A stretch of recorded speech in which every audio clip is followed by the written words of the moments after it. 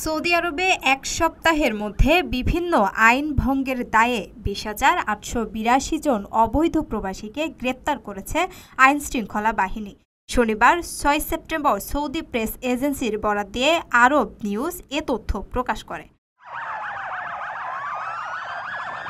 গ্রেপ্তারকৃতদের মধ্যে ১২,৯৭৫ জনকে আবাসিক আইন লঙ্ঘনের দায়ে, ৪,১৮৫ জনকে সীমান্ত অতিক্রমের চেষ্টার দায়ে এবং ৩,৭২২ জনকে শ্রম আইন ভঙ্গের দায়ে আটক করা হয়েছে।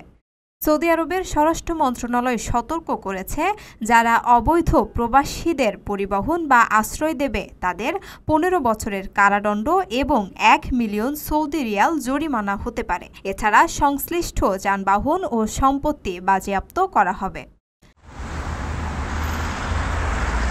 আইনভঙ্গের তথ্য জানাতে মক্কা ও রিয়াদের নাগরিকরা ৯১১ নম্বরে, অন্য রাজ্যের নাগরিকরা ৯৯৯ অথবা ৯৯৬ নম্বরে যোগাযোগ করতে পারবেন।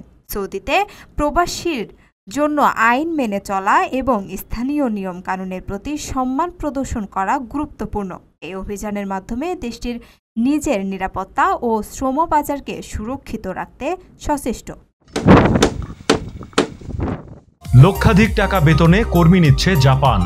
যেতে আগ্রহীরা যোগাযোগ করুন স্ক্রিনে দেয়া নাম্বারে।